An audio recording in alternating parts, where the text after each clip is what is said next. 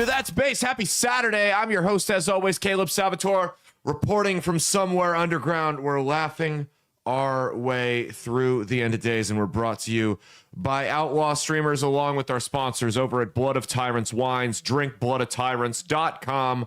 Promo code BASED, BASED, like the title of the show. drinkbloodofTyrants.com, promo code BASED, BASED, like the title of the show, will save you 10% off your order at the checkout. They got two types of wine along with the Liquid Freedom energy drink, as you see pictured on your screens.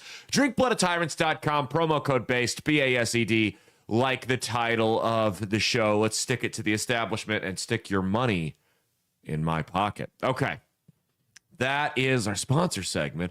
We got a hell of a show for you today. We have got a whole Stockholm Mia, the red face of white supremacy, with me. How's it going on this fine Saturday morning? Good. She's doing fantastic. She has been told, in light of some new information, that we are no longer going to take shots at a specific individual who may or may not have tried to start a public feud with us a year or so ago. We're going to leave it alone, right? Right? I'm going to leave it alone. But you're not. I never said anything about myself. She never said she was. I made the decision that we're not going to take shots at this individual anymore. Subtle little shots throughout the course of the show. I can't control what my co-hosts do. So it is what it is. We got a whole bunch to talk about, though. We got Elon Musk, Kanye West, Eric Adams, the Epstein files, Tulsi Gabbard confirmed. Politico had an interesting article. We're going to talk about Trump's new White House faith director, which will be an interesting conversation there. Then we're also going to talk about Zelensky over in Ukraine. We got the Federal Reserve, Ozempic. We got a whole bunch of stuff to talk about this week. But first off, let's jump into the current state of the left. Excuse me, it's ma'am. All right, this week on the current state of the left, as we all know, the Democrats have been absolutely unhinged for the last couple of weeks. It's we went from TDS, Trump derangement syndrome, to MDS, for Musk derangement syndrome, and it has been out of control. Now, this video clip we're going to show you here from Congresswoman Jada Pinkett Smith, Ayanna Pressley, check that. I don't know if this is her making a mistake while she's speaking. I don't know if she's saying what's on her mind here. But either way, she's either being bluntly honest with us or it's a Freudian slip. And I'll let you guys be the judge of that. Go ahead and play this video here from Ayanna Pressley. Look, let me tell you something. I'll take a bit of umbrage here. I'll speak on behalf of my colleagues. I think I can say we are all willing to work with anyone who's serious about doing the work of censoring the American people and advancing progress. But they are not serious. They're willing to work with anyone who is serious about censoring the American people. Well, they made that clear over the last 4 years when they colluded with all the social media companies to do just that. It's never been more clear. Do you think she has alopecia, or is that or is that like a style choice there, that she chooses to look like a penis? That looks like a style choice. That's a style choice. Is that like an Amber Rose situation? Did you know Amber Rose is MAGA now? Do you remember Amber Rose? She's MAGA now. She did a song with that guy that did the Trump Save the USA called Trump Vance Baby. It's a cover of Vanilla Ice's Ice Ice Baby. It's exactly what you think it is. But they're willing to stand with anybody who will censor the American people. Sometimes it's just best. I think Sun Tzu said it best. You don't interrupt your enemy when he's in the middle of making a mistake. And they're doing just that every single day, because it's like I said, you've got this 80-20 thing where Donald Trump's taking issues that are wildly popular. They may not be hot button issues, but he's making them hot button issues because anytime he opens his mouth about them, they become a hot button issue. So he's taking hot button issues like the transgender kids or the men playing women's sports, like deporting violent criminal illegal immigrants, like cutting government waste that 80%, 90% of the country is on his side with, and he's making the Democrats defend that ever so small 10 to 20%. It truly is a stroke of genius. Like it real. And I know I'm not gonna ball wash him anymore. I'm wearing my knee pads out, sucking him off on his political strategies these last couple of days here, but it really is a masterclass what you're seeing from Donald Trump. The way he is making the Democrats, the way he is forcing the Democrats into these incredibly uncomfortable positions and making them defend, to be quite frank, the indefensible. Anyway, that's been current state of the left. Let's read from the great Mia. Should we learn about? Should we do some more history study today? Go for it. Some more conspiracy Bible study. We didn't read on Wednesday. I forgot. So we'll do it from the great American conspiracies. Oh boy. Barack Obama citizenship conspiracy theories. Oh boy. Says during Barack Obama's 2008 presidential campaign and throughout his presidency, a number of conspiracy theories falsely asserted that Obama was not a natural-born citizen of the United States and thus was constitutionally unqualified to hold the office. Theories promoted by birthers allege that Obama's published birth certificate was a forgery, that his actual birthplace was Kenya, not Hawaii, that Obama became a citizen of Indonesia in childhood, thereby losing his U.S. citizenship, and that he was not a natural-born U.S. citizen because he was born a dual British and American citizen. Despite Obama's release of his official Hawaiian birth certificate in 2008, confirmation by the Hawaii Department of Health, based on the original documents, the April 2001 release of a certified copy of Obama's original certificate of live birth, long-form birth certificate, and birth announcements published in Hawaii newspapers, some people continue to doubt Obama's U.S. birth. What do you think, Mia? Do you think he was born here?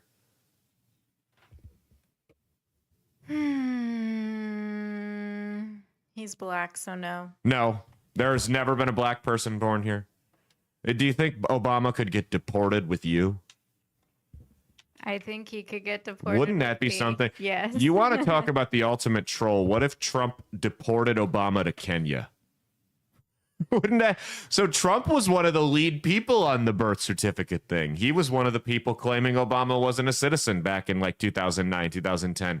And he had a public spout. I believe it was with Bill Maher. It was with a late night talk host, though. Bill Maher. I'm pretty sure it was Bill Maher.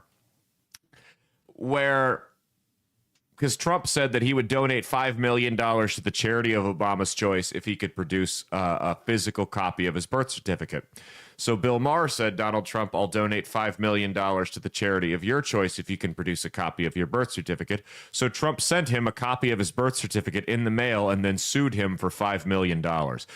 Is that not the, I mean, it's petty, but he walked into that one. What a stupid thing to do. I mean, I actually don't mind Bill Maher, but that was a stupid thing to do.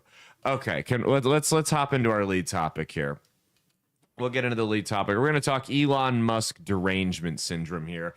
The enigma that is Elon Musk. Well, Elon Musk and his army of autistic teenagers have, depends on who you ask. If you ask folks on the right, they have exposed, or most people in the middle, they have exposed government fraud and waste to the tone of several $billion.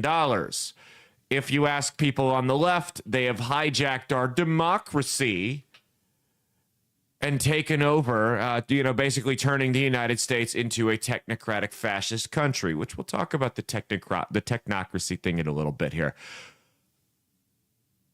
I would challenge any of you guys that are this pissed about what Elon Musk is doing to come on the show, and don't speak in generalities. Don't come on here and recycle corporate talking points that you've seen your favorite left-wing influencer on Twitter publish.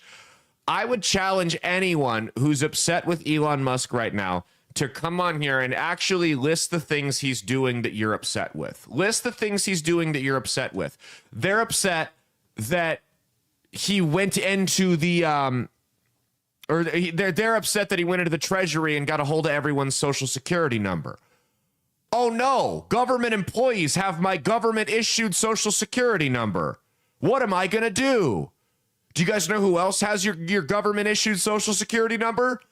The teller at the bank. Mia, what do we know about bank tellers? Are they always the most upstanding citizens? They are. Always. Of Every course. single one of them. They would never hire criminals that assisted their convicted felon boyfriends in robbing the bank. They would never do such a thing. The branch that they worked at, they would never do such a thing. Allegedly. Oh, I didn't use a name. I didn't use a company name. I'm saying it would never happen because they hire such upstanding citizens to work at these banks, and they all have your social security number. Every single one of you listening to this. Do you guys know who else has your social security number? Dark web hackers. I remember it was a big deal 15, 20 years ago when someone would get their identity stolen. In fact, they'd sell like identity insurance for $100 a month and just crazy shit like that. And it was a huge issue. But now, I hate to break it to you guys, unless you are a total ghost who's never interacted with a financial institution before, your shit's out there. And they can pay a disturbingly low amount of money to get a hold of your information on the dark web, your date of birth, social security number, name, address, you name it. It doesn't cost them much. The only thing is most of us, like, it's just so readily available. The odds that they're going to rip you off are not good. They'd rather go after people that wouldn't notice it. You know, old people, people that are passed away, people who are mentally disabled, things like that. It's very sick and disgusting. But they have all of our information. In fact, I remember, Mia, do you remember this little scandal back to the bank thing? Because God forbid government employees have our government issued ID numbers. What a whole, I don't know what we're going to do. But do you remember this little scandal from this company called Wells Fargo, where they were opening up loans and credit cards and checking accounts in people's names without their permission and wrecking their credit scores so that they could hit their goals? Yeah, so they would never, nobody would ever do it. The banks and all these people that already have your information would never do anything unethical with it. God forbid. I hate to break it to you. You know what's hilarious? Do you know what's hilarious is you've got people like a guy that works at Subway sitting there is concerned that the richest man in the world now has his social security number and is like he's going to steal his identity or something. Bro, Elon Musk does not fucking care about you. Your information is already compromised. There is such a low dollar value on every one of us, myself included. All of our social security numbers, our identifying information, all of it. There's such a low dollar value on it. It would literally not be worth Elon Musk's time to go out and do any of this. As far as this, like I said, his army of autistic teenagers, maybe you have concerns with them. I don't know. Do you have more concerns with them than you do with the people that already work for the government? The people that were already lying about where money was going, so we have a track record that they're more than happy to commit fraud if they feel like they've got something to gain from it? Like, I'm honestly, I'm less worried about the autistic teenagers having my information than I am a lot of government employees. And if you've ever interacted with a government employee, you know exactly what I'm talking about. Think about the DMV employees. Think about employees at places like the VA. All of those people have your identifying information. They have your social security number already. So I don't want to hear anything about it with Elon Musk. I'm not worried. They are spurging about this guy, though, and he's the autistic one. Now, they originally stated that and we didn't quote it on the show because I was unsure about the article at the time, but $50 million was allegedly sent to Gaza for condoms from USAID. Well, it turns out that was somewhat incorrect. You can hear Elon Musk correct the issue for yourself.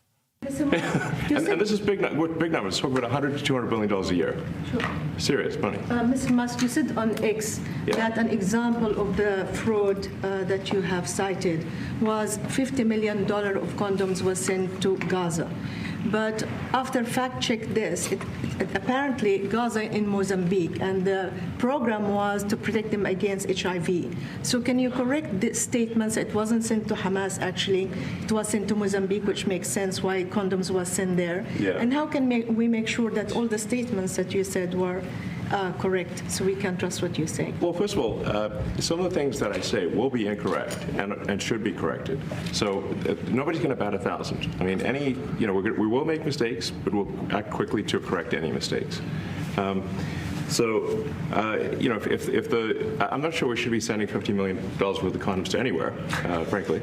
I'm not sure that's something Americans would be really excited about. And that is really an enormous number of condoms, if you think about it. If it went to Mozambique instead of Gaza, I'm like, okay, that's not as bad, but still, why are we doing that? Can you talk? I take it back. Maybe he does need to sell all of our information because he clearly can't afford a nanny for that kid. Because that kid is everywhere.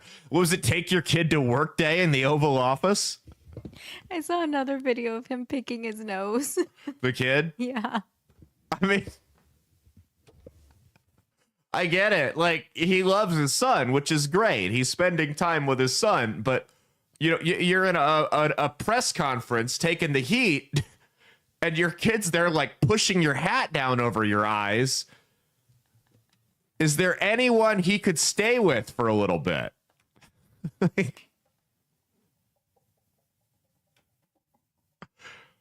That's my question. Like, did you see Trump's face when they said there was actually $50 million in condoms to Mozambique? Trump just gave this little smirk in the corner. It's like, listen. Oh, my God. I can't believe we even have to talk about this. While the United States' infrastructure is crumbling, while the United States has otherwise treatable, and I understand the concept that you want to prevent HIV in Africa. I get that. That's a noble cause. I don't have a problem with it. But the United States has issues. We have issues here. Surely $50 million of taxpayer funding can be put to better use here than it can be sending condoms to Africa. Because here's my other problem with the condom thing. Again, I get it. It's a noble cause. You want to prevent the spread of HIV. But when you're sending these condoms over, this is like telling an alcoholic who's been drinking a fifth of whiskey every night to just switch to beer. You're not really solving the problem. How about telling people, hey, stop fucking so much? HIV is running rampant through your country. Stop fucking so much. Condoms are a finite resource. You're gonna run out. This is absurd that you guys go through this many condoms. You obviously can't afford to keep making babies, so stop fucking so much. Is that harsh? Or is that a real... Mia, was that too harsh, or was that a fair take? If you can't afford to keep having kids, and HIV is rampant in your country, stop having so much sex with strangers. Am I out of line here? No, I think that's pretty accurate. I think that's I think that's a fair take, a good middle ground between letting them just run off and destroy themselves and sending them, supposedly, if you believe that $50 million really all went to condoms, $50 million worth of condoms. In reality, it was probably $10 million worth of condoms and $40 million to rebel groups to destabilize the region. That's more than likely what was going on over there. And I'm sympathetic to the fact they have issues with HIV. I completely understand. I support churches and other nonprofits want to go over and take care of that, absolutely. It's a very noble cause. You should absolutely do that. But U.S. taxpayer money should not be funding that. Absolutely not, under no circumstances. There are other things we can do. And, okay, so let's go to the next one here. So Elon Musk has got, there has been one of the people working for his DOGE, Department of Government Efficiency. It was uncovered last week that he has an online profile under the name Big Balls. Because he's, like I said, an autistic teenager. They tend to do, non-autistic teenagers tend to do things like that. Come up with names like Big Balls. And it is a hilarious troll job because this is Musk derangement syndrome at its finest. They have found a way to make the mainstream. I mean, this is when I was a teenager, we used to try to like troll different news agencies. One time I got ESPN. It was really funny. It was really funny. I'm not going to go into detail about it, but I started an online rumor in high school that made its way up to the point ESPN was reporting on it as actual speculation, and it got an actual response from the owner of the Arizona Cardinals football team. But this is next level trolling because Elon Musk got every mainstream media organization in the country to use the word big balls. And you know he's just laughing his ass off at this. Go ahead, play it. Thanks for joining us. We begin tonight with Musk and Big Balls. Big Balls. Big Balls. Big Balls, who worked for Elon Musk's so-called Department of Government Efficiency, DOGE. In the one case of the Big Balls kid, a literal teenager. Big Balls online, Big Balls here that Katie's talking about. A 19-year-old that goes by the username Big Balls. So that would be one way that we could refer to him. Young computer whizzes, the aforementioned Big Balls. Because who among us doesn't feel better about big balls in charge of American air traffic control? Look, they all said big balls like once, but Anderson Cooper kept saying it. And the fact that that guy's gay makes me feel like he was like having fun saying big balls. Like he was getting, Anderson was getting a little bit of a half chub saying big balls over and over again. It was driving him a little bit wild. It's like, Anderson, we only put it on the teleprompter once. Why do you keep saying it? No, you've got to, I imagine Elon Musk somewhere in his little Asperger's hut that he's built up at Mar-a-Lago by himself. He's just got to be cracking the biggest smile knowing that he's trolled the entire dinosaur corporate media into saying big balls ad nauseum on primetime television. I would be. That is a fantastic troll job. That's a fantastic troll job there. Now, the federal government called an expert witness to testify. The USAID and other agencies did. They called an expert witness to testify and claimed that they had no idea that this type of waste and fraud was going on. And sometimes the jokes write themselves. I could not have done this if I tried any better than the actual reality. It's just an image. Go ahead and pull it up. Their expert witness to testify that the government was unaware of the waste and fraud going on is a fucking blind guy. The guy was actually blind. Now, that doesn't mean that he can't be aware of the... He's the head of the Project on Government Oversight, and he's a blind guy.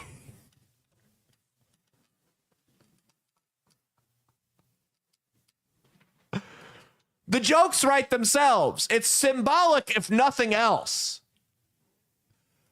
We'll skip that video there for a second. We're gonna pull up the JD Vance tweets. Now, there was another one. An employee was let go, and this was the controversial part because it turned out several years ago he had tweeted normal, and I quote, "normalize Indian hate." He's not talking about me as Indian. This is about the dots, not the feathers. And Ro Khanna, a congressman from California, Democratic congressman, began tweeting at JD Vance, of course, because JD Vance has an Indian wife and kids. So pull the tweets up real quick here. It said, Ro Khanna said, are you going to tell him to apologize for saying normalize Indian hate before the rehire? Just asking for the sake of both of our kids. JD Vance says, for the sake of both of our kids, grow up. Racist trolls on the internet will offensive. Don't threaten my kids. You know what does? A culture that denies grace to people who make mistakes. A culture that encourages congressmen to act like whiny children. Go to the next one.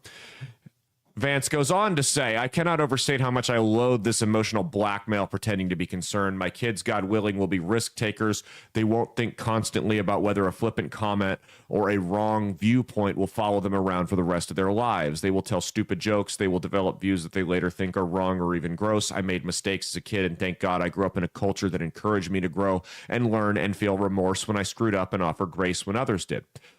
I don't worry about my kids making mistakes or developing views they later regret. I don't even worry that much about trolls on the internet. Do you know what I do worry about, Ro? That they'll grow up to be a U.S. congressman who engages in emotional blackmail over a kid's social media posts. You disgust me.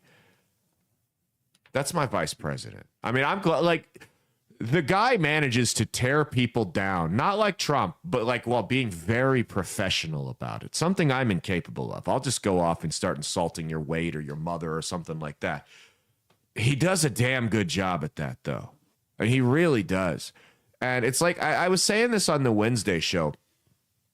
For as much as the left loves to criticize Christians and accuse Christians of being close-minded and being bigoted and things like that, there were literal apostles who massacred Christians prior to finding God and dedicating their life to following Christ and then eventually becoming martyrs. Massacred Christians for no reason other than the fact that they were Christians, and those people were forgiven. Whereas the woke left will absolutely ruin your life and refuse to give you any grace and any second chances if they find a tweet from high school that was mildly problematic by today's standards. Surely someone has to see the problem with that.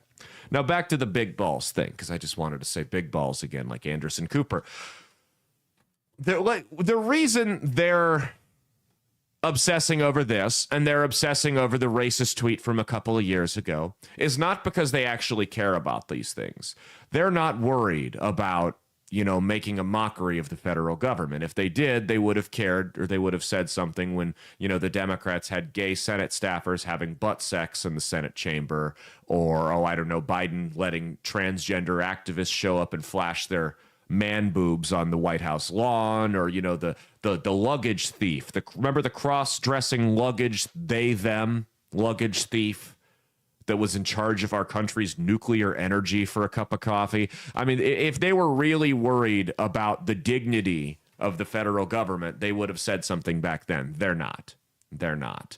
The reason they're talking about big balls and this Indian hate tweet is because they would much rather talk about that and then talk about what these people have actually uncovered. It is much easier for the dinosaur media, many of whom have been funded by USAID, to talk about the name Big Balls rather than the fact that Big Balls figured out that you guys spent $20 million to build a Sesame Street set in Iraq. That's a bigger deal there. They don't want to talk about that, though. The media that they paint alternative media shows like mine as a bunch of crackpots and whack jobs and people who are unserious, when we sit on here for hours, several hours a week, and we talk about government waste and fraud, and we don't go into La La Land very often with moon landing conspiracy theories. Every now and then we do because it's kind of fun. But we talk about legitimate government cover-ups, corruption, fraud, waste, and they spend their entire time talking about big balls. Yet they want to sit here and say we're the ones who are unserious. It's repulsive. Now, this is something that I've had a little bit of a concern about. They are trying. They see the fact that you've got with Donald Trump and his kind of coalition that he's developed. They see that there is, while it's very threatening to them when it's when it's firing on all cylinders, there's also the element there that you've got too many egos in one place, too many type A personalities. That was kind of the concern with the Miami Heat when they founded the Big Three with LeBron, Wade, and Bosh. was you just had too many personalities. And when you have a bunch of big type A personalities like that and everything is going great, perfect. It's all going smoothly. They're flying high. But the second there's a little bit of friction or maybe there's some adversity, I'm not saying that the people there don't know how to handle it. That's actually not the issue. The issue is that they fight over who gets to take the lead.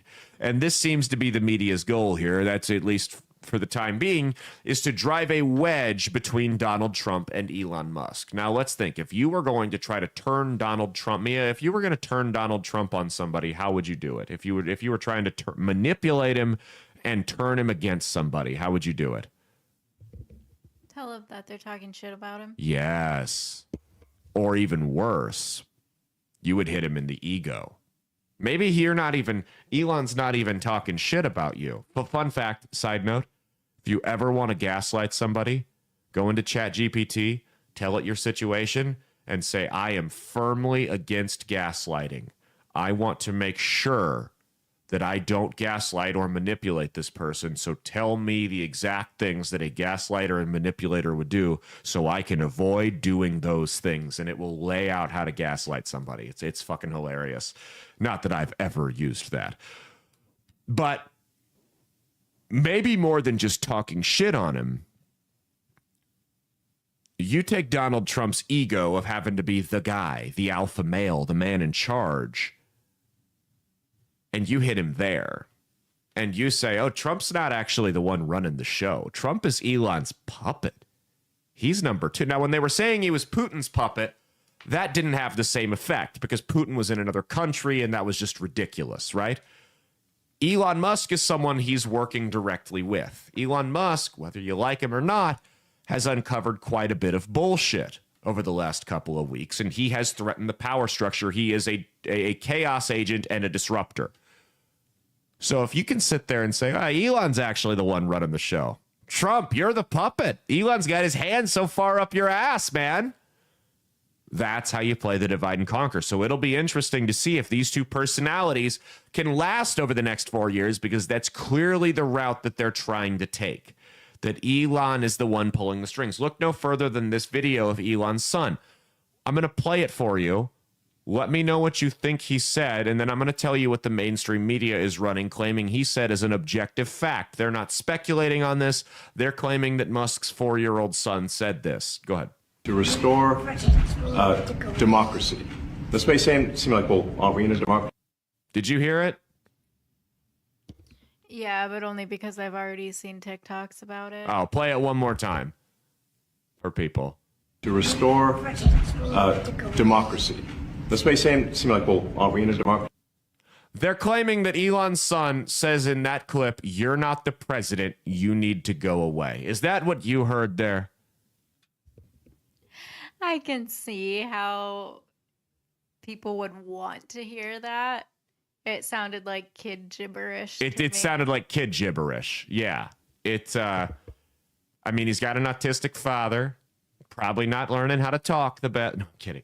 But that's what it was. It was kid gibberish. But they're claiming as an objective fact that Elon Musk's 4-year-old son told Trump, you're not the president, you need to go away. They're also pointing out the fact that Elon was standing while Trump was sitting. So Elon was, this is desperate. This is sad, pathetic, desperate shit here. That's what this is, because they know that the game is over. They know that all their shit is not only about to get exposed, it's actually going to come to a screeching halt in the near future. So they're reaching on garbage like this. This is all they have. They're saying that Elon Musk was standing to, displaying power, whereas Trump was sitting because he's the number 2.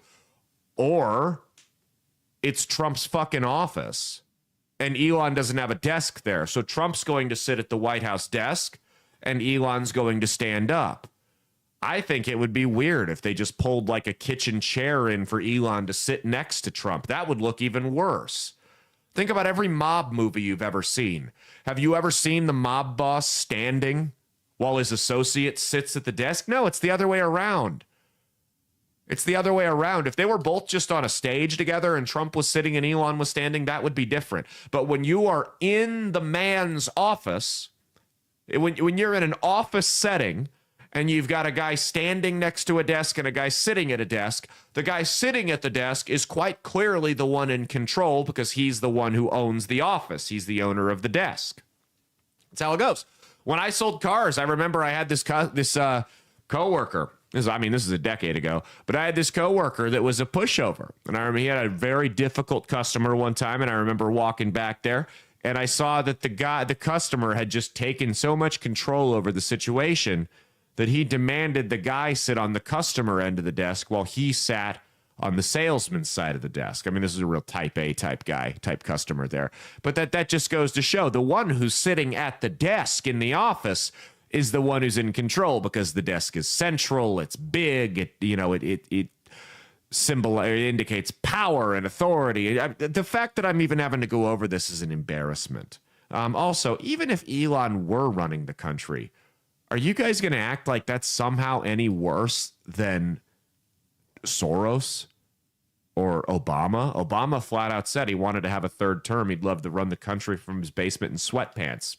Kind of looked like that's what he was doing over the Biden administration's last 4 years. I'm just saying.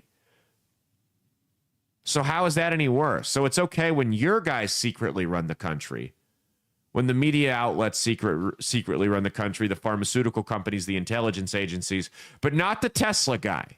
That's where we draw the line. Listen, here's the reality, and I don't like this, and I've always been skeptical of Elon Musk. I still kind of am. He's... The reality of this is, though, and people may not like this, he's a good guy to have on our side because the technocracy is coming.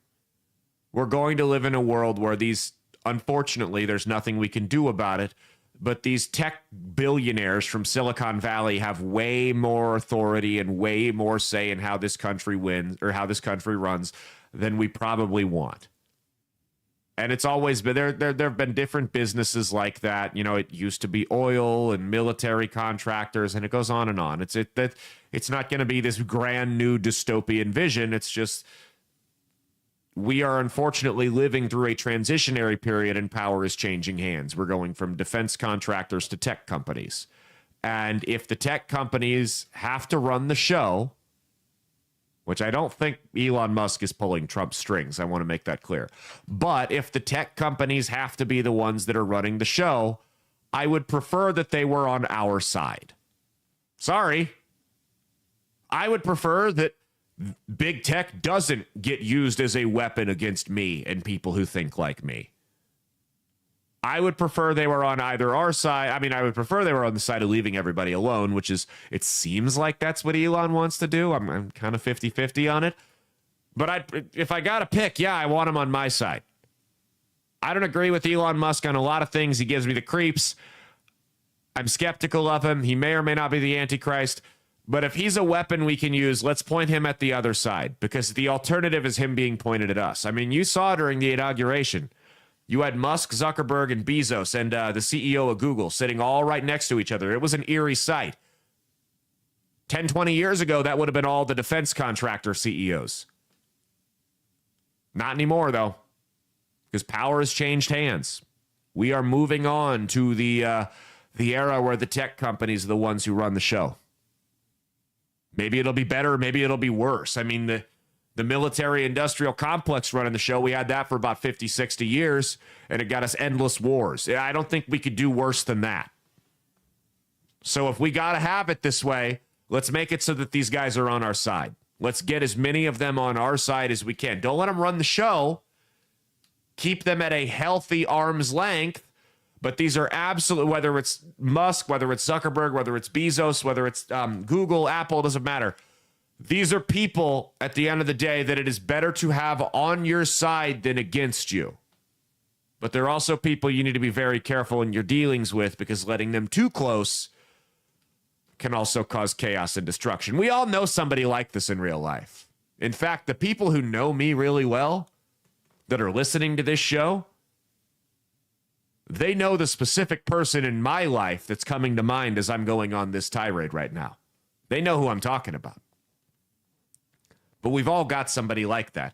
And that's just what I would warn, is that we be appreciative these people are on our side. We don't try to run them off.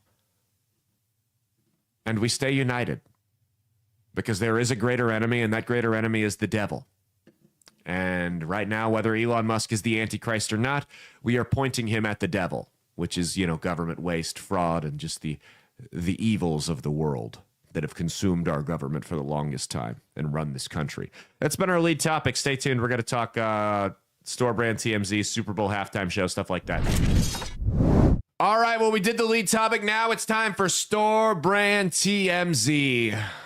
Justin Bieber! And before we get into store brand TMZ, I want to give a shout out to our sponsors over at Firecracker Farms. Firecracker Farms has everything you need to make the upcoming spring and summer barbecue season. We're only a month away from spring. The lights at the end of the tunnel to make the upcoming spring and summer barbecue season perfect. Firecracker.farm, not .com, .org, or .net. Firecracker.farm. The promo code BASED, BASED, like the title of the show, will save you 10% off your order at the checkout on my favorite product, hot salt. Hot salt is made with love on a family farm. Combination of Mediterranean sea salt, scorpion pepper, ghost pepper, and Carolina Reaper. But for some reason, it doesn't push your taste buds over the edge like all of those do on their own. They found the perfect concentration, and we're going to save you 10% off on it with firecracker.farm, promo code BASED, BASED, like the title of the show. Everything is better with hot salt. Elevate your food and beverages with their small batch spicy salt. Okay. It snowed here this week, and I forgot to get gas for our snowblower, so we were trapped, so I had to shovel. And Mia paid this weirdo when I wasn't home to mow our grass one time. And the guy's not all there, but he charged her $30 for the whole yard, which is a good deal. 25. Was it 25 or 30? 20. 20. Mm-hmm. Wow. 20 the first time, 30 the second. Oh, so he gave us that inaugural Yeah. discount. Okay. But the guy wound up falling in love with her. Obsessed with her. I mean, today he called her at an inappropriate time in the night. Or Wednesday he did, sorry.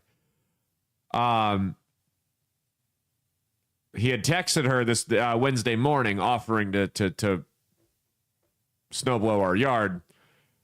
And I said, we need to go cold turkey on this guy. He is not to come here anymore because I don't want to have to use deadly force on anybody. So I shoveled the yard, or I shoveled the driveway.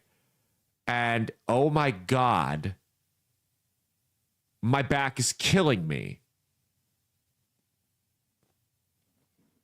I didn't realize I got as old as I did, as quickly as I did. Killing me. I wasn't out of breath. I wasn't tired. It was just back pain from shoveling. Lesson learned is I will get gas for the snowblower next time I know this is coming. Or we just let our friend do it. He's done. He needs to come get the equipment that he left in our yard a couple weeks ago. And stop harassing us. He probably listens to the show. You think he listens to the show? I don't think he can understand it.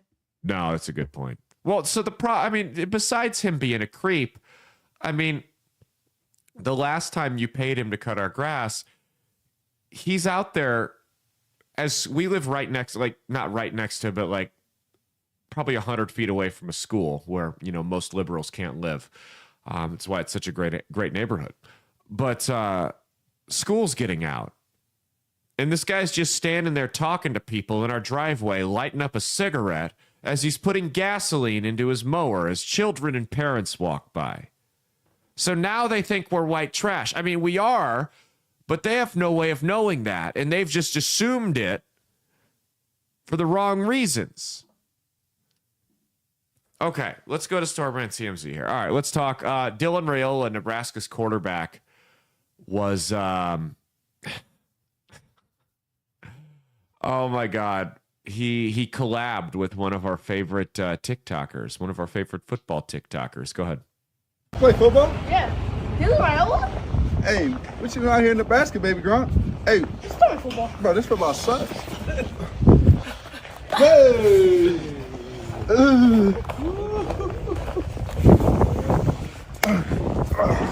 That's right, Dylan Raiola and baby Gronk.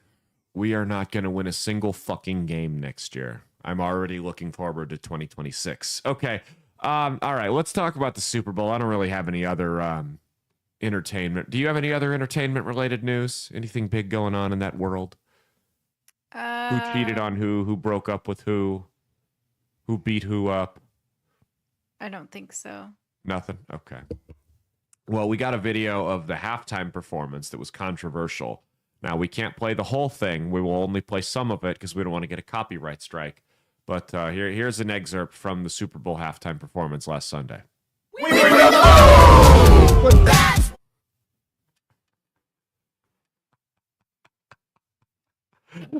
If only. No, we can't actually play it.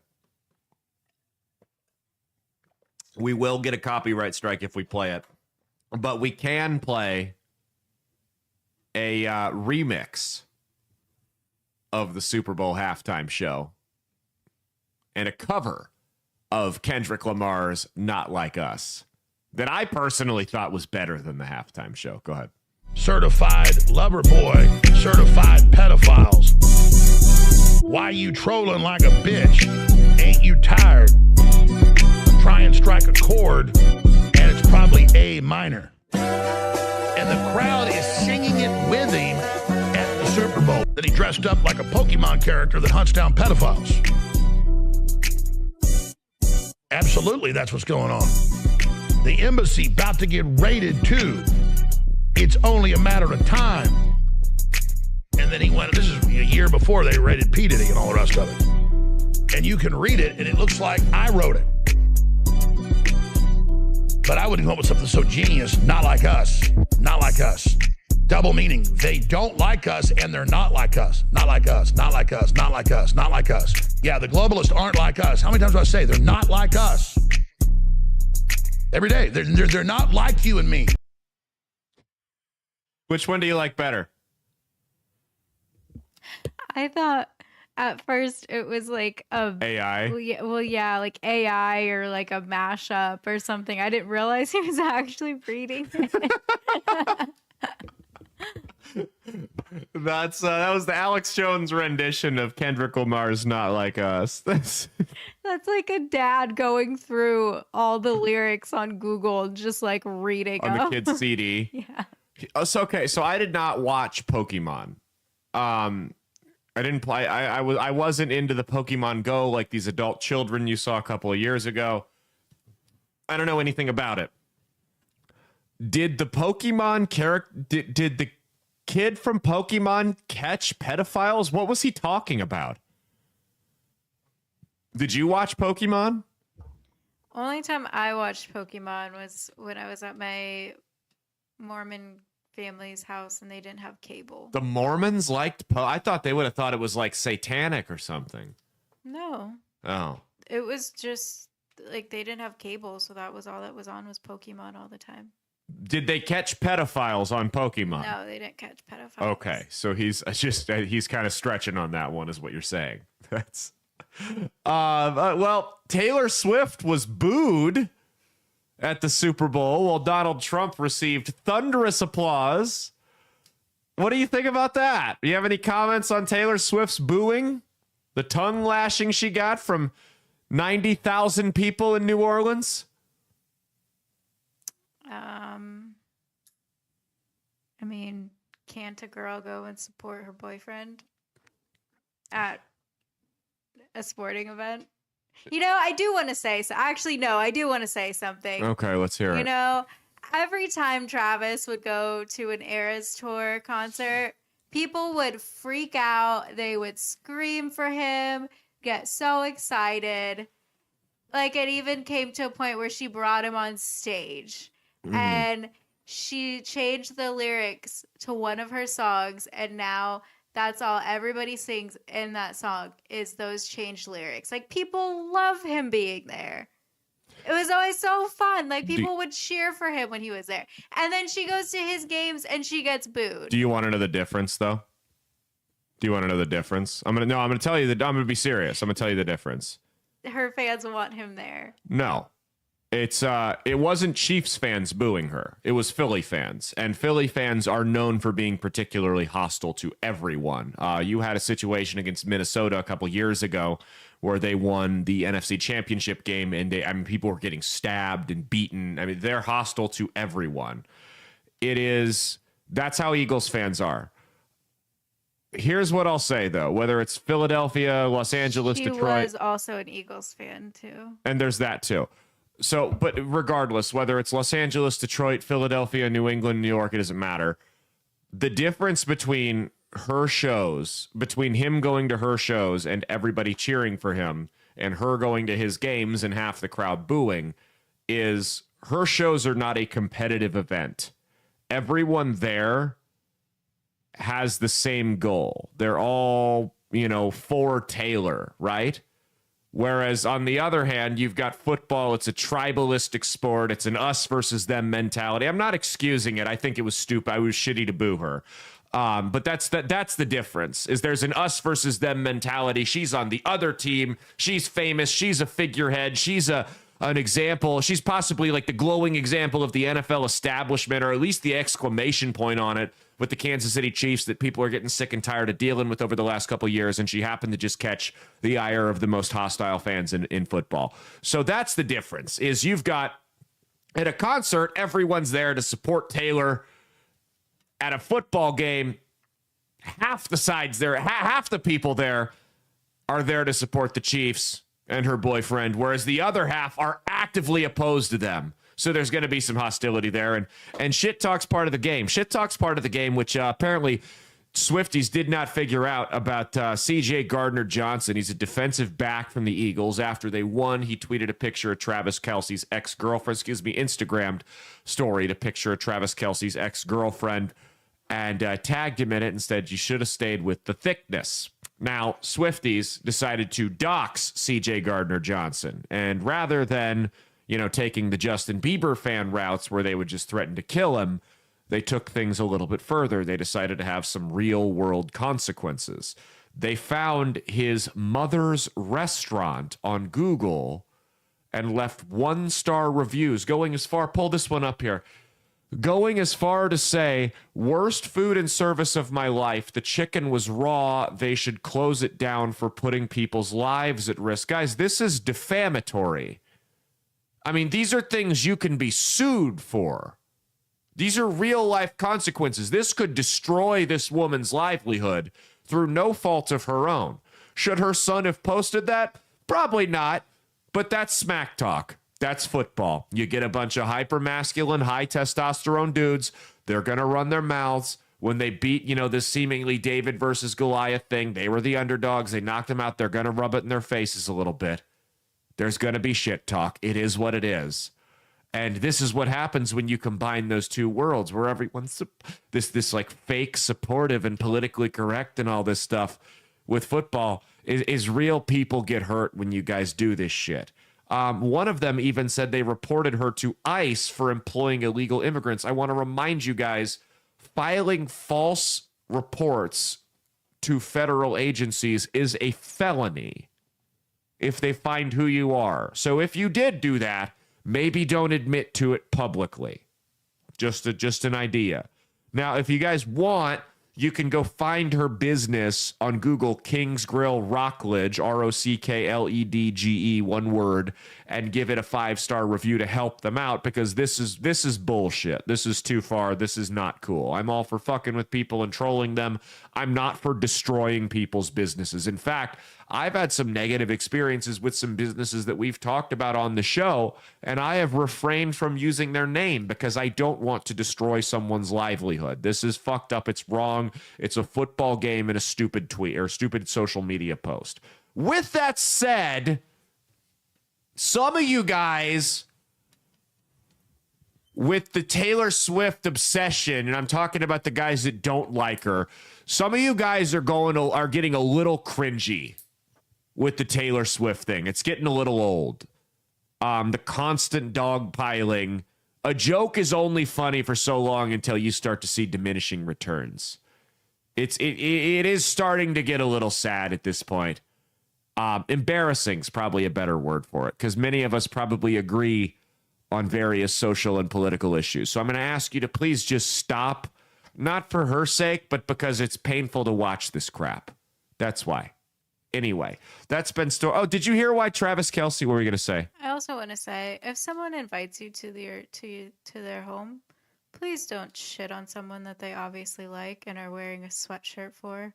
Be courteous to your host. Yeah, I hate it when people shit on me for wearing my Harvey Weinstein sweatshirt. That's what happened to us on Sunday at our Super Bowl party. I just wanted to support Harvey because I know he's going through a tough time, and I was harassed for it.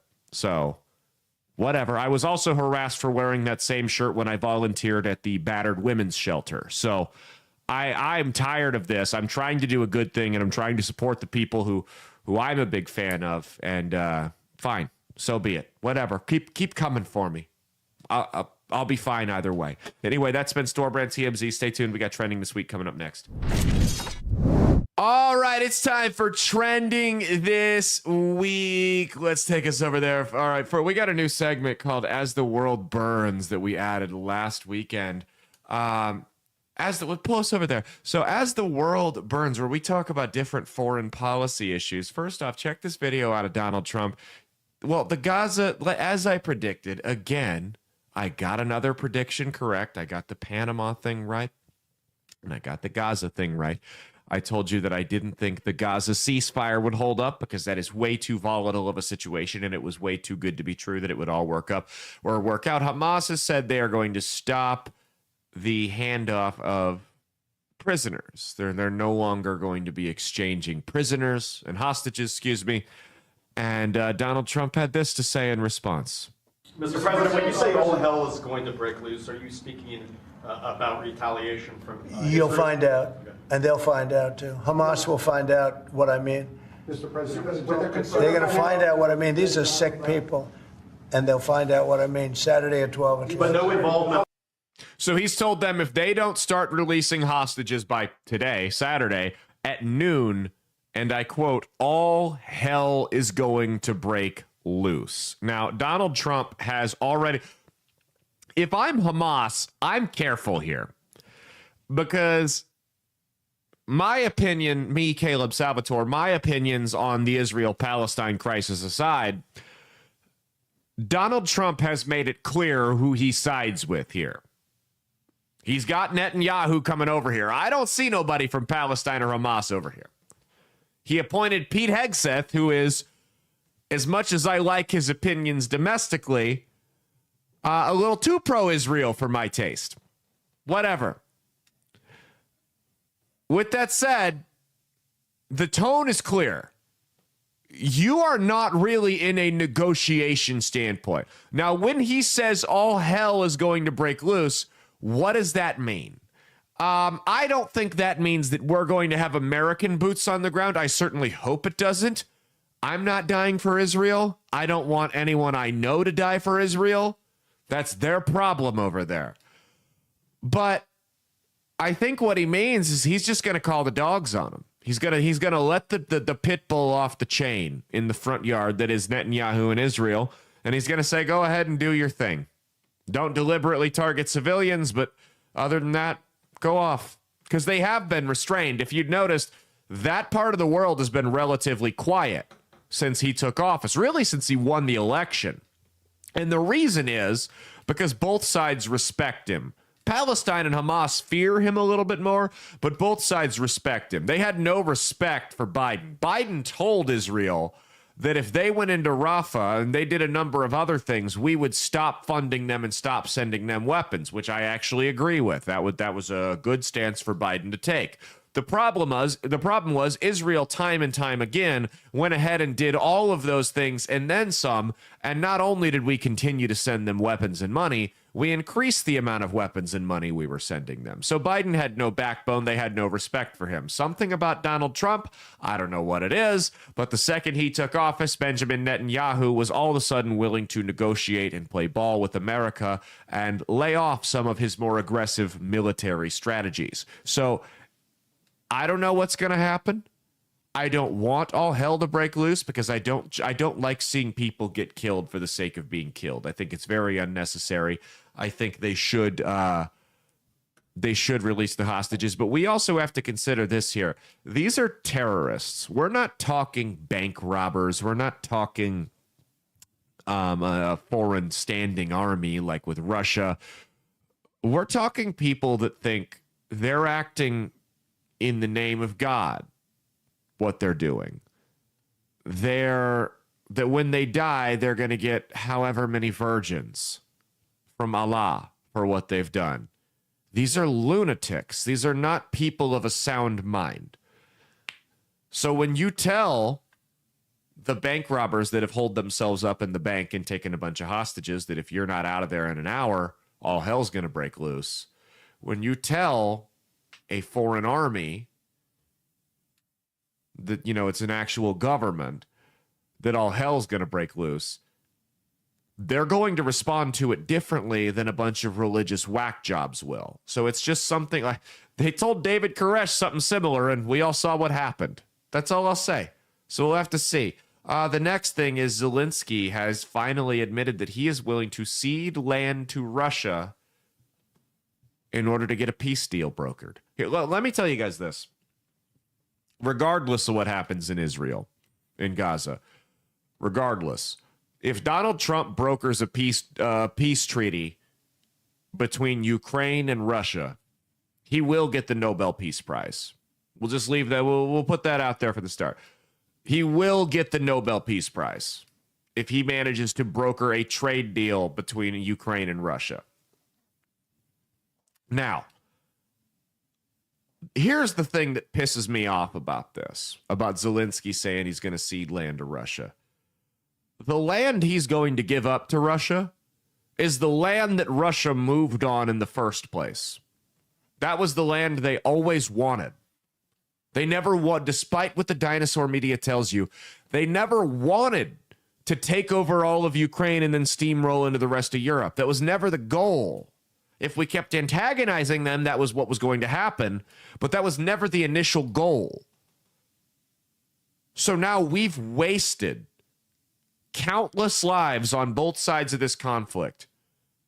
Billions of dollars. We've tanked our economy for an inevitable conclusion that was always going to happen. Believe me, I'm happy that now that daddy's home, all the kids are behaving again. It pisses me off what we had to pay to get there. That's my big problem here.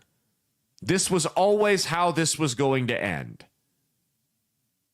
We could have gone the easy way or the hard way. We decided to tell, we could, I'm not saying we just hand it over, but I was saying the second that, if you really want to break it down, we shouldn't have stripped Ukraine of their nukes 20, 30 years ago. We shouldn't have put missiles on the Russian border and continued to provoke and antagonize. And there were a lot of things that could have prevented this from the beginning. But the moment they started rolling in, we should have told Zelensky, look, put up whatever fight you got to do. We are not going to support financially or militarily a sinking ship. You need to be willing to negotiate with him. And for the longest time, it was, no, we're not going to negotiate. We're not going to negotiate. We're not going to negotiate. Now, all of a sudden, they're willing to negotiate because the gravy train's stopping. This guy's even said he doesn't even know where all the money's going. It's fraud. It's money laundering. It's a scam. And millions of people on both sides of this conflict, millions of kids, 19, 20-some-year-old kids who don't even know which side they're on. It's the closest thing to the American Civil War that I can think of in the last 20, 30 years. They're dead because of this, because of corporate greed from the military-industrial complex. See what I mean when I say that the The tech companies taking over won't be the worst thing. At least they won't blow up the world, right? Okay, let's go to the next one here. Let's go to Caleb Holds Up the Mirror. Well, Donald Trump has promoted his new faith advisor. It's under Mirror. You got to go down. Keep going. There it is. His new faith advisor for the White House, Paula White. I'll just go to the Wikipedia. First up, play the video of Paula White here. Strike and strike and strike and strike and strike and strike and strike and strike and strike and strike until you have victory. For every enemy that is aligned against you, let there be that we would strike the ground, for you will give us victory, God. I hear a sound of abundance of rain. I hear a sound of victory. I hear a sound of shouting and singing. I hear a sound of victory. I hear a sound of an abundance of rain. I hear a sound of victory.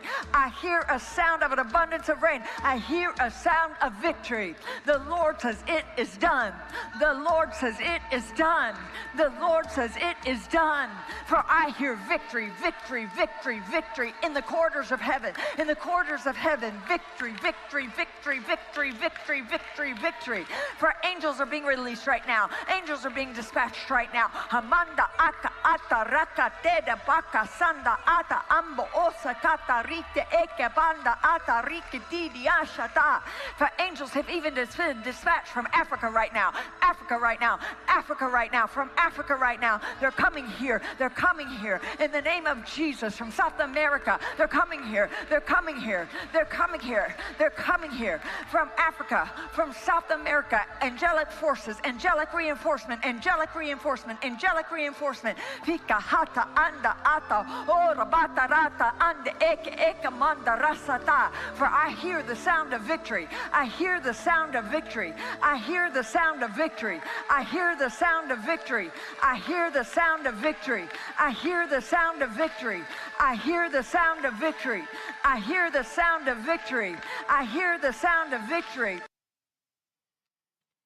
Well, that is, and we all know Caleb Holds Up the Mirrors where I criticize our own side, so buckle up. That is Paula White, the new senior faith advisor to the president. She is the person he trusts the most on Christian and religious issues. She is I'm on her Wikipedia page right now, which we all know is the bastion of infinite knowledge. She is a televangelist from Tupelo, Mississippi. She's been married three times. Very, very Christian of her. And the most recent marriage, which she's still in, by the way, is to the keyboardist from the band Journey. Yes, that's right. What's there? The just a small town girl. I'm not even going to try to sing that one. I can't do that one. I can't. I'm no Steve Perry. She has been the subject of a federal investigation where the report said she paid over $900,000 in donations from her megachurch toward her mortgage payment. That's the allegation there. There were no charges filed from this, but that is what it wasn't a criminal investigation. They were looking at taking away her church's nonprofit status. They decided that would be too messy, nasty, long, and expensive, so they decided not to do that. She is a member of, so she believes in this thing called prosperity theology. Mia, have you ever heard of prosperity theology? No. No. So most people haven't. If you haven't, I'll give you a little crash course on it. It's a fun one. It's a big fun one here. Give me 2 seconds here. Once I get my thing pulled up. There it is. All right. So here's what prosperity theology teaches. It says prosperity theology, also known as the prosperity gospel or word of faith movement, is a belief in some Christian circles that faith, positive speech, and donations to religious causes will result in financial wealth, physical health, and overall success. Teaches God wants his followers to be prosperous and that poverty or suffering are signs of a lack of faith or not giving enough to the church. So that's right. This lady that just paid off her $900,000 beachfront mansion, you guys that are living in a box right now, you're living in a box because you're not giving her enough of your money. It says key beliefs of prosperity theology: faith as a transaction. If you have strong faith and declare blessings over your life, God will reward you with financial success and health. Giving leads to blessing. Many preachers encourage followers to give money, often to their church or ministry, with the promise that God will return the gift many times over, which I find to be hilarious because a lot of people that, a lot of Christians that criticize Catholicism claim that Catholics do this, that Catholics are guilted into donating money. Mia, they pass those collection plates around. Have they ever told us that we're going to get any type of financial payout from that at church? Have we ever heard that? No, I don't think so. No. And, you know, I look around half the time, people don't put money in there and no one judges them. Yeah. So No one really seems to care. But that's the stereotype about Catholics, is that they're just in it for the money, yet people are going around doing this crap. Health and wealth is God's will. It teaches that sickness and financial struggles are not God's plans for believers and can be overcome through faith and giving. So yes, that's correct. You heard that right. If you get cancer, it's because you didn't donate enough money to this lady's church and you just weren't believing hard enough. Power of speech: by speaking positively and declaring prosperity, believers can claim blessings from God. This is the new age crystal girl bullshit, that you're manifesting things and speaking it into the universe. They've just replaced the universe with God. It says many prominent evangelical and Catholic leaders, including figures like John Piper and Pope Francis, have strongly denounced prosperity theology as unbiblical and harmful. However, it remains popular, especially in megachurches and televangelist circles. I mean, this is a scam. This is, when we talk about strip mall Christianity, this is the inevitable conclusion of it on Russian horse steroids, what this woman's into. I am not overstating here. Appointing her to her position is the worst thing he has done since he took office. This woman is a fucking retard. No, she's not. She's not. She's not a fucking retard. This is a grift. This is a scam, is what this is.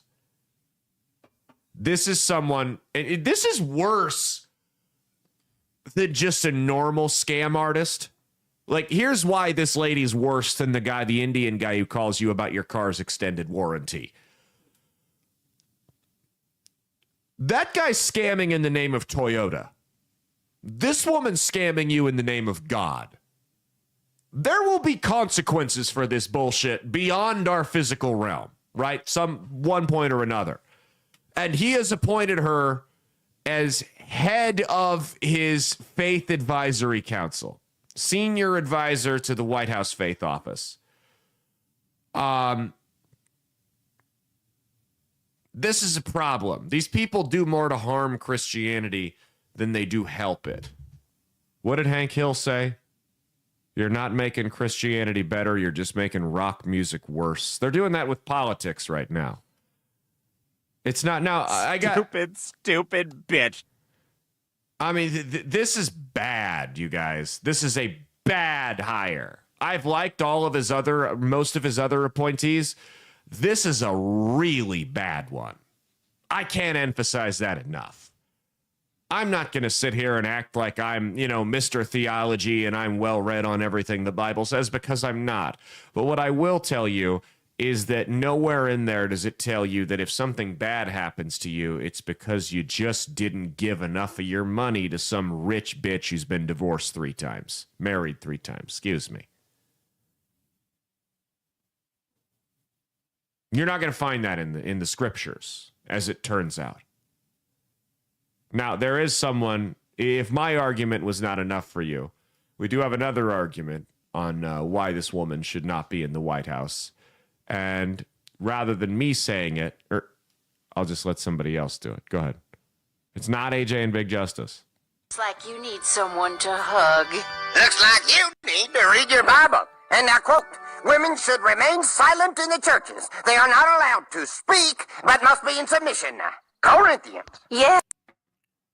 I mean, if Cotton Hill says it, then it's got to be true, right? I think we should just have Cotton Hill as president. When I saw that he appointed her, immediately my mind went to that scene. Women shall be quiet in the church. They shall not speak, but they shall be submissive. Corinthians. That's immediately where my mind went, was Cotton Hill there. Guys, this is a bad hire. And we can't sit here and just bury our heads in the sand. We can't sit here and play bird box. When our side does bad things, we have to call them out. This is a bad thing. I'm going to criticize him. And I'll go as far to say this is the worst thing he's done. None of you, and I mean none of you, should approve of this hire. I'm not saying it's got to be a deal breaker and we're all going to sour on Trump. That's not what I'm saying at all. I'm saying he's a human. As a president, he is a human. And humans are never perfect. People never do a perfect job. People never make all the right decisions in terms of what their policies are going to be or who they want to put around them. It's fine. It happens. But if we cannot bury our heads in the sand and just roll with, whatever the talking points are that are spoon-fed to us from people on our side, this is a bad hire. Plain and simple. And if you don't think this is a bad hire, if you genuinely, not because you've been told by whatever other talk show host you listen to that this is a good hire, if you believe that this is a good hire, I am concerned for your well-being spiritually, because I think, and financially, because I think you might be giving money to some not so good people. Okay, let's go to the next one here. Speaking of fake Christians, perfect. Kanye West. I didn't even do that on purpose. What a great segue. So Kanye has renounced his faith. He had a Twitter meltdown. We're going to talk a little bit about it. He had a couple of tweets. So he spent a bunch of $8 million on a Super Bowl ad, told everyone to go to his website. You go to his website and you see that it's just a white t-shirt with a swastika on it. He's gone off saying things like, and I quote, "I love Hitler. I'm a Nazi."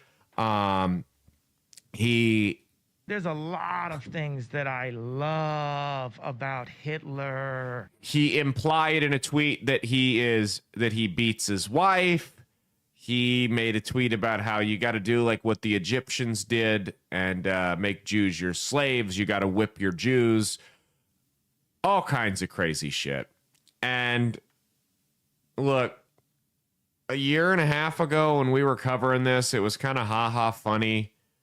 At this point, it's just getting old. I don't believe that he's mentally ill, but I don't believe he's mentally ill to the degree people think he is, because he would not be this successful if he were. You don't see people who have this type of, the people who have this type of raging mental illness are, like I said, they're living in homeless shelters, guys. This is in my opinion, this is a calculated move by Kanye West. He's not the center of discussion right now. It's all about Kendrick and Drake. He is, by all accounts right now, don't shoot the messenger, a has-been. And that's fine. It's more than I was. But he's a has-been. He's not the center of attention right now. And he can't handle that.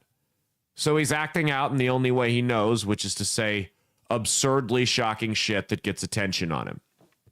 Now, the one that stuck out to me was the spousal abuse one. Because the way she dresses and the way those two behave in public, I wonder if that's not a joke. I wonder if there's something more to that. Because, you were kind of what's the deal with his wife? Is she basically like his slave? Is that what you were saying? I don't know, but that's what it looks like. Yeah. Just based on how they appeared public together. Yeah, it's disturbing, if nothing else. I don't know. Why would you want to set that kind of example for your kids, too? That's another thing. Does he even have custody of his kids anymore? They used to have joint custody. I don't know if they still do. I don't know the ins and outs of their custody arrangement anymore. Call him up and ask him. We have their number. We have Kim. Get a hold of Kim. Kim's a lawyer. That's true. She's probably not a good one, though. Not a good one. This whole, I don't want to dwell on this Kanye thing for too long because there's not really much time I want to give it. It's real because it's really not worth it. But don't be surprised if new music comes out. He's trying to get soon. He's trying to get attention on himself. He's not as crazy as he's trying to portray himself to be. This is an attention thing. This is a toddler acting out, except instead of breaking the vase, he's posting, anti-Semitic tweets. That's it. Okay, let's go to the next one here. I would say, by the way, before I do that, he still has the right to say it. Because that's been the debate about, did the whip your Jews tweet go too far? He still has the right to say it. Free speech is a thing in this country. You have to have in order for quote unquote violent speech to be illegal, it has to be a very direct call to action. If you just say something like whip your Jews or we should kill all black people, that's not illegal. Some of you may think it should be, that's fine, but it's not. The Supreme Court's decided that time and time again. You are allowed to have bullshit, idiotic political opinions. Now, if you say, let's go whip that Jewish guy over there, and you incite a bunch of people to go whip a Jewish guy, that's different. If you say, I'm going to kill all the black people in this church, this black church, then you're going to get in trouble. Because there's a difference between political theology or political ideology and a call to action. So I hope I could help navigate the difference between those two things there. Okay, let's go to the next one here. Anna Paulina Luna, the Republican congresswoman from Florida, teased last week that she was going to have some groundbreaking news. Now, she has been the one who has led the task force on UFOs and UAPs over the last couple years. So everyone thought it was going to be I know it's not even WTF Wednesdays. So everyone thought it was going to be related to that, but she threw a little bit of a curveball. It says here, Fox News, Anna Paulina Luna from Florida will lead a new task force focused on the declassification of federal secrets, including records related to the assassinations of President John F. Kennedy, Senator Robert F. Kennedy, Dr. Martin Luther King, and here's the interesting one, the Epstein client list. So she's going to be leading the task force that will be declassifying government documents that have been turned away. Now, remember, they know who the Epstein clients are. They didn't go after any of these people, though. They omitted the list. They classified it. They blacked it out. And isn't that crazy? He trafficked all these girls to nobody, to no customers. He's the first guy that's ever trafficked. Like last time I checked, trafficking has to have a point A and a point B. He's the first guy who's ever trafficked, hundreds of girls to nobody was Epstein. Now, she has said that based on the information she's seen, and there's got to be a whole process for them to release this stuff, but they're going to be declassifying all of it. And Anna Paulina Luna is not an establishment hack. She is a chaos agent, right? She's another disruptor, like an Elon Musk, like a Donald Trump, like a Thomas Massey. She has said that after what she's seen regarding JFK, there's no doubt in her mind that there was a second shooter. Don't know what that means. I saw a video the other day a friend sent me where you can kind of see the guy in the driver's seat. It had never been shown before, turning around and shooting at Kennedy. That's what it looked like. I don't know. But so it says, she said, for too long, the federal government, or this is James Comer. He's another congressman. Says, for too long, the federal government has kept information of public interest classified, and the American people are demanding greater transparency. The secrecy has sowed distrust in our institutions. He will build on the Trump administration's efforts to declassify records of national importance and assure Americans get the answers they deserve. Rep. Luna is committed to shining a light on the truth and ending the era of secrecy. It's time to let the sunlight in and finally provide answers the American public has long demanded. Yeah, so here's my thing with this. I can kind of see the UFO angle about why they won't declassify some of that stuff because it could pertain to national security if those are various test planes that we have. I get it, right? I understand why they won't declassify some of the UFO stuff. However, things like Martin Luther King, things like Epstein, things like JFK, that's not the government's secret to keep. Let's say there is life on other planets. That's also not the government's secret to keep. They're not mom and dad who get to withhold us information about how grandpa really died. When they told us, you know, he went off and died in the war and it turned out that he was cheating on grandma and got caught and she killed him. Like, that's not, they're not mom and dad who get to make that decision. About, you know, they don't get to tell us that our dog went to this farm out in the country where old dogs go to spend a bunch of time. That's not their job. Maybe some people won't take these things well. Doesn't matter. Let them deal with it. That's healthy. That's a good way to process your emotions here.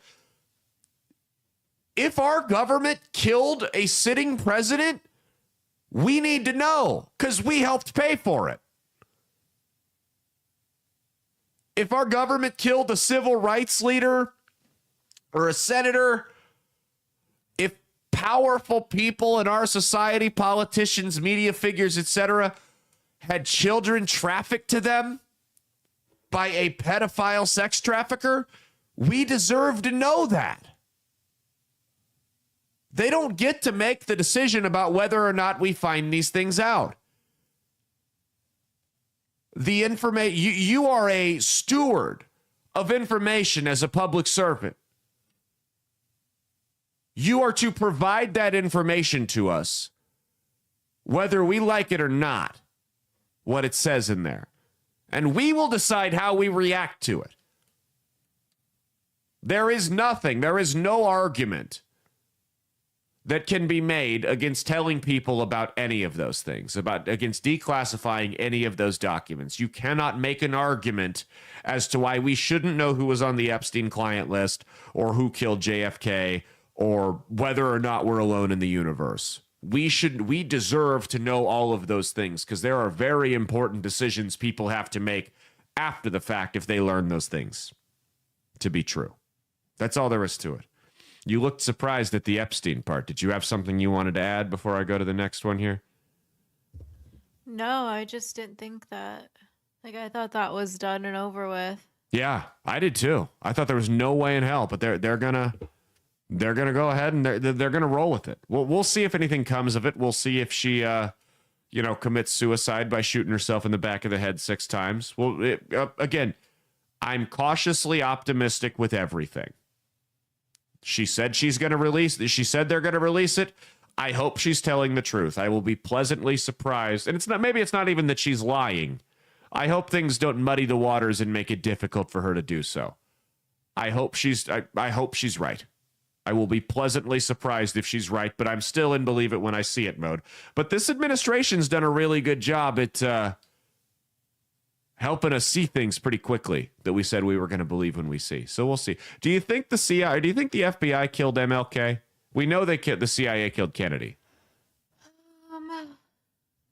I don't know. Maybe. I guess I don't know much about it. It's that we'll have to do another one on. We'll do every year on MLK Day from here on out. We're going to start doing Martin Luther King conspiracy theories because I think they killed him. I've been there, where he was killed. Oh yeah. Yeah. What did you think of it? I don't really. I mean, I went to the hotel room. It was cool. Oh. I didn't know a lot about what happened. I just remember we went to this really good barbecue place right by the hotel. Oh, it was Memphis. Of course it was good. Yeah, I mean. Okay, let's go to the next one.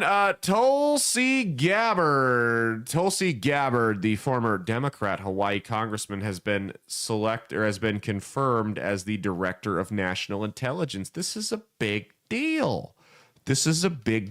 She got confirmed in the Senate.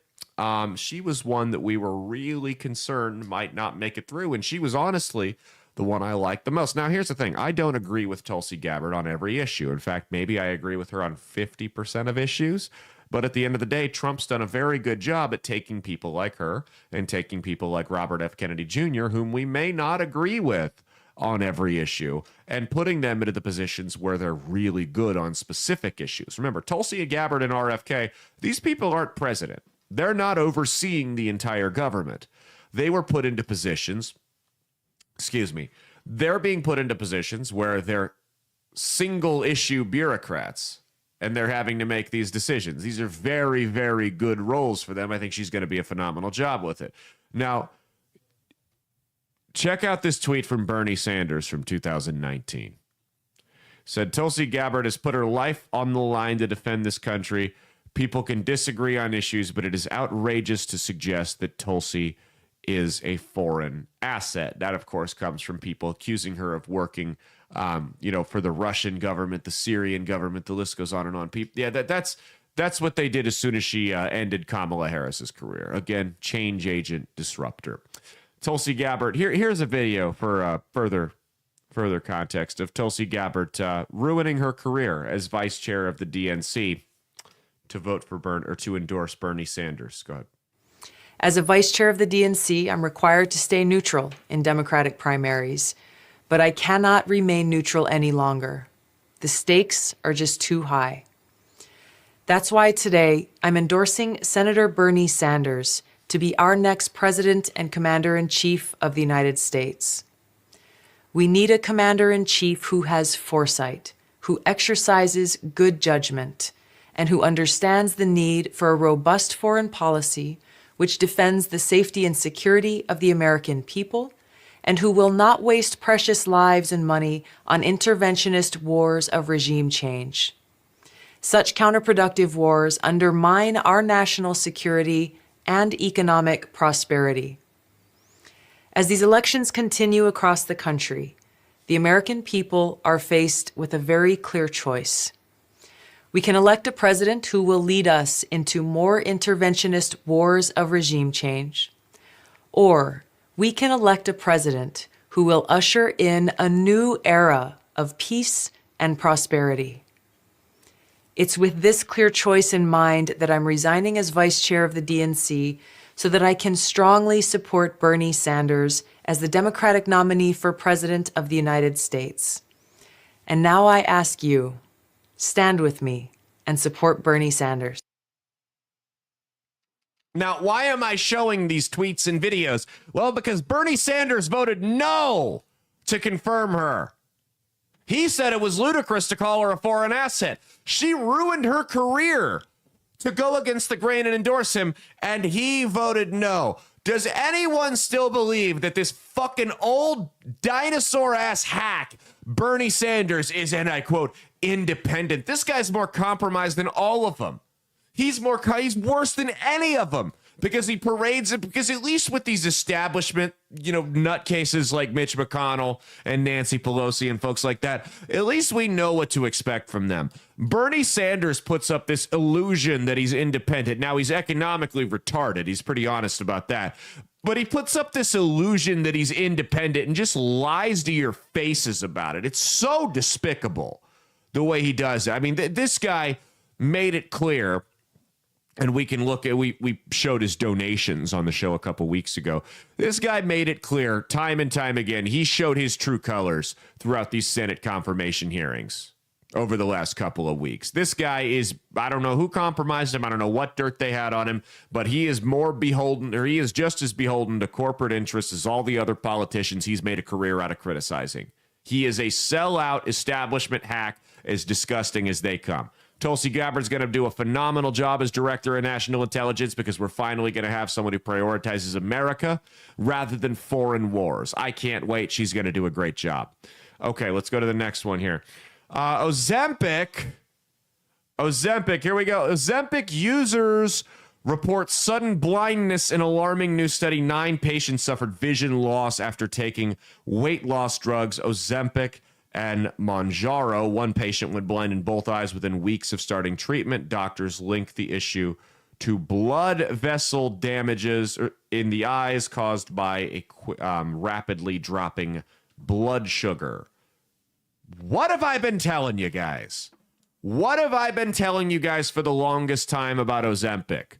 That we're going to look back on this in 5 years as a weight loss drug. I'm not necessarily talking about as a diabetes drug, but as a weight loss drug, we're going to look back on it in 5 years and go, what the hell were we thinking? Do you remember when vaping first came out? Mia used to vape.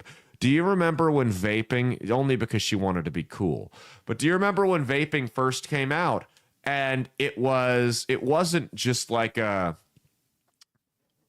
what fags did, but instead it was heralded as this healthier alternative to smoking. That was the big deal with it. It was like, you want to quit smoking, get on vapes. You guys may not remember that. I do. You want to quit smoking, start vaping, because it's just water vapor. It's not smoke and tar that's coming into your lungs. And then we slowly find out over the course of the last 10, 15 years that vaping, as it turns out, because of all the heavy metals going into your lungs, was actually worse for you than smoking. Do you want to know the worst part of it, though? Is you don't look near as cool when you're vaping as you do when you're smoking. So not only is it worse for your lungs, you look way less cool while you're doing it. And we all know that's the selling point with cigarettes. So this is just the loser. You're a loser. This is just the modern day weight loss version of vaping versus smoking. Guys, I know that you read these left-wing magazine publications that tell you here's why lifting weights and doing cardio will actually kill you faster.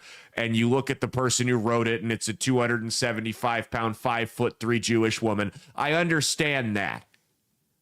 I get it.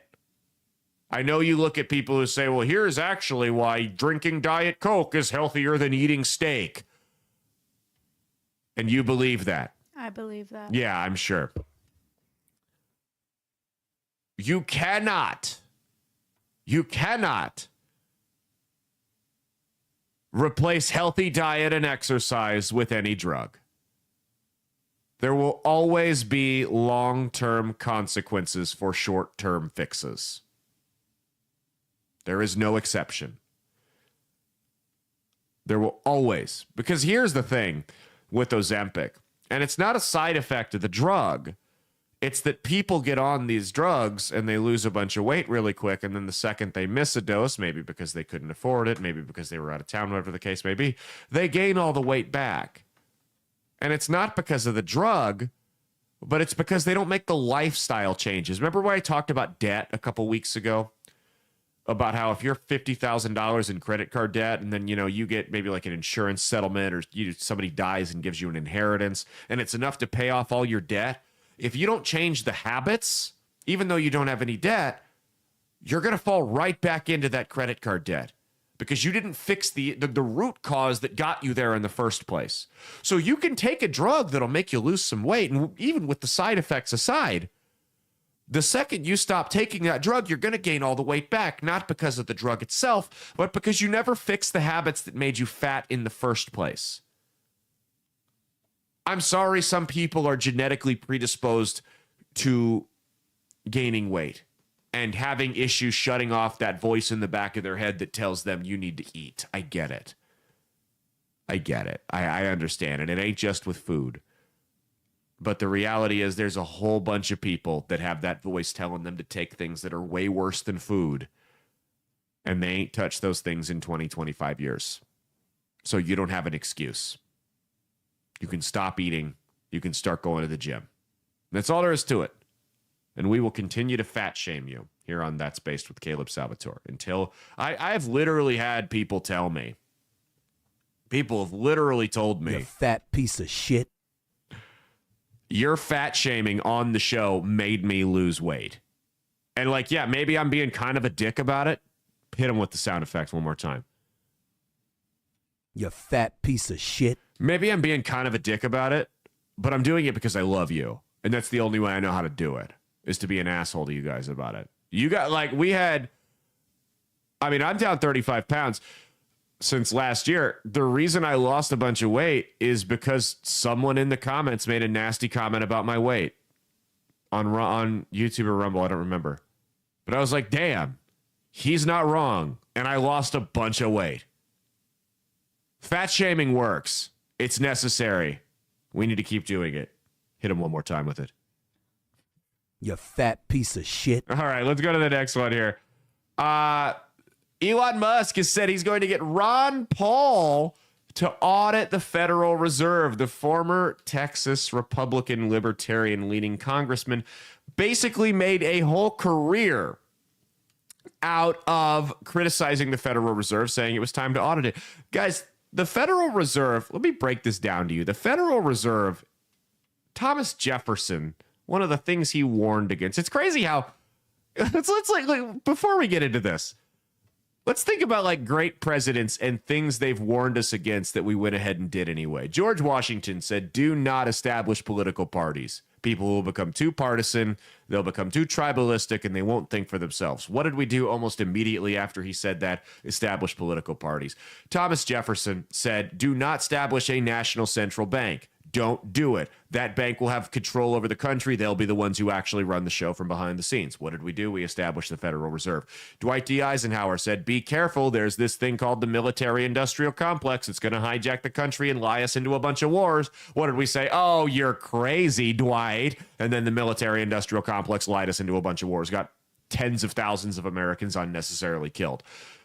We have a pattern of ignoring great presidents when they tell us things. So the Federal Reserve is essentially a private bank that answers to absolutely no one. They have an independent committee. Trump can recommend these people step down, or whoever the president is can recommend these people step down, but they don't have to. And the thing is, these are the ones that decide how much money they're going to print. They decide what the mortgage rates are going to be. So they can decide to wreck the economy if they don't like who the president is at any given moment. They can decide that you can go get a mortgage for next to nothing, or they can decide that it's going to be really, really difficult. They can decide they're going to print a bunch of money and drive the prices of everything up, or they can decide to put a pause on it or at least slow it down. They have the most power in this country. They basically, I mean, the decisions they make affect everything. They affect the housing market. They affect the prices of day-to-day items we get. They affect the stock market and your retirement accounts. Everything boils economically in this country boils down to what the Federal Reserve does, and they are an entirely independent bank that answers to nobody. And they have never once been audited. Isn't that crazy that we elect our leaders and it turns out that a bunch of just goons in suits run the country? And Ron Paul's made a career out of criticizing these people, saying it's time for an audit. Well, guess what? We might actually get that now. Now, Mia, take a guess. There's been one other president in American history who wanted to audit the Federal Reserve. Take a guess who it was. Nixon? No, close. JFK. JFK, and we all know what happened to him. We all know what happened to him. Folks who have a history of crossing the Federal Reserve, doesn't always turn out well for them. Ron Paul's never been taken seriously up until now. Ron Paul was always a congressman with almost like a cult-like following, a libertarian leading conservatives like myself, people who really looked up to him. He ran for president in 2008 and 2012, did decent in the Republican primary. He was never a formidable candidate to win, though.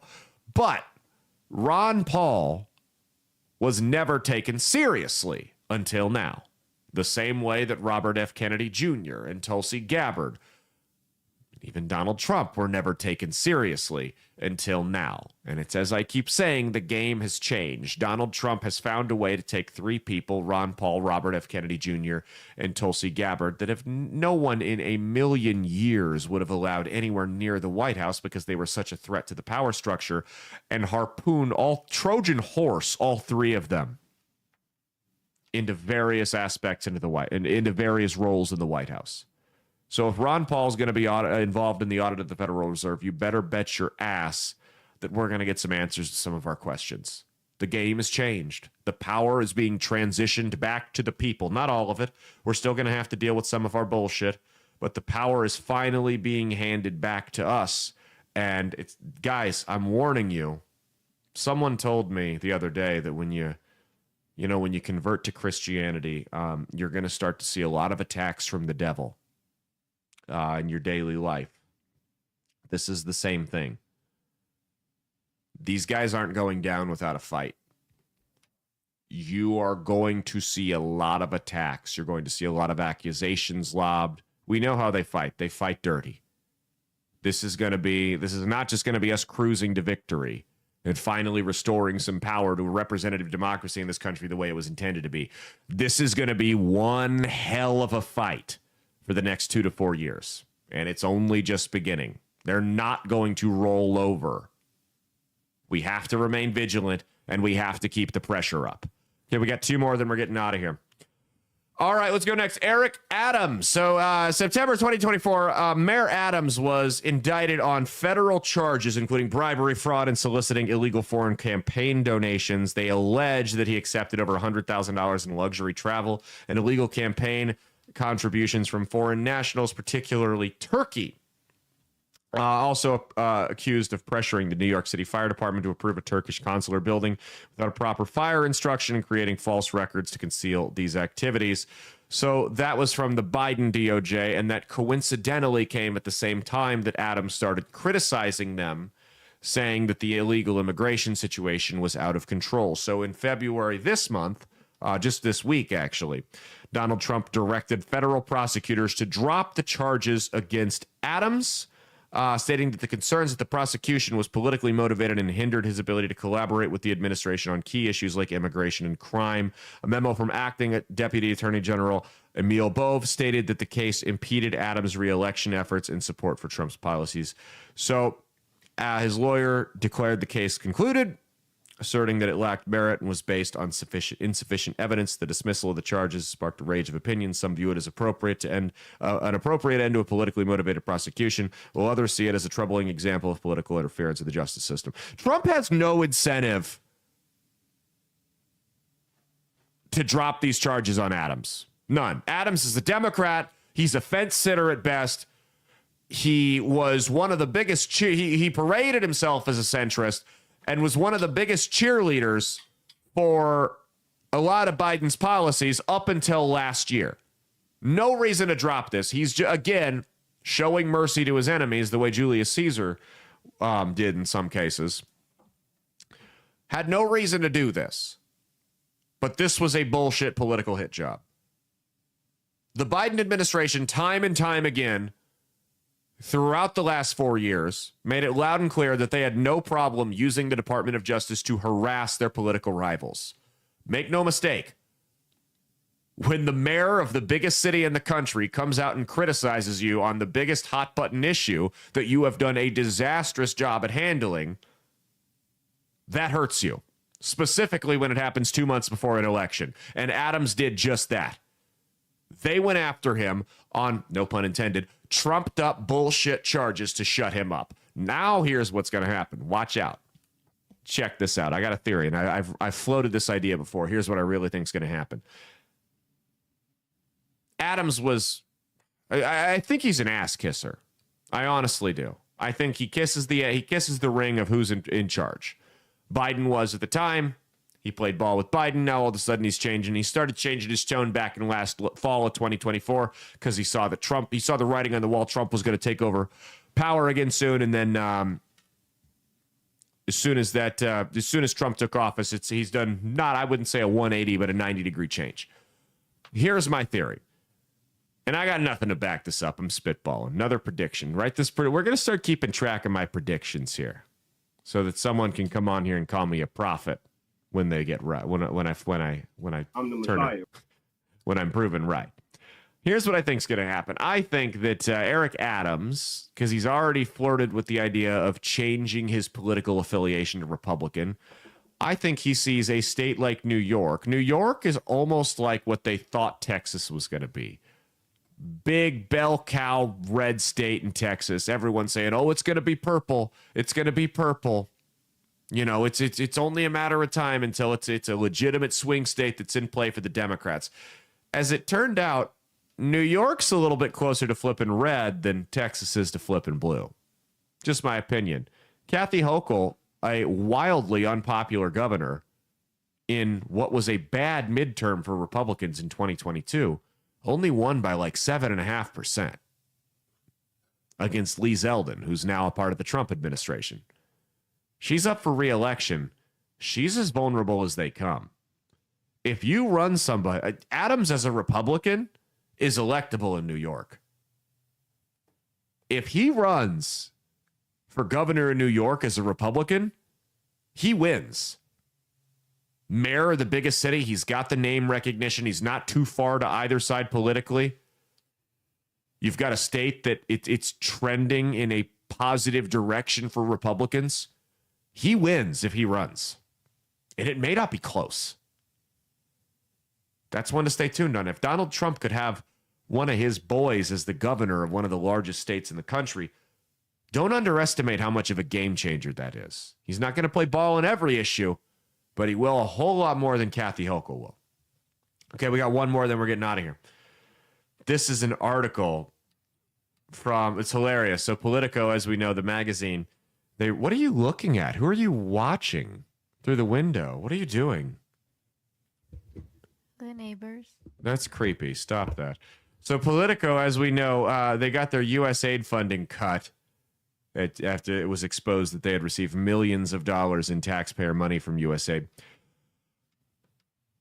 As it turns out, Politico has changed their tone a little bit. Here's an article we got from Politico that came out this week, and it is the funniest thing I've read all week. It says voters were right about the economy.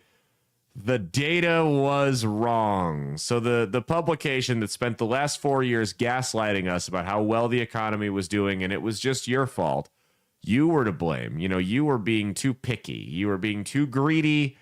Everything was peachy. It was your fault. Here's what they had to say.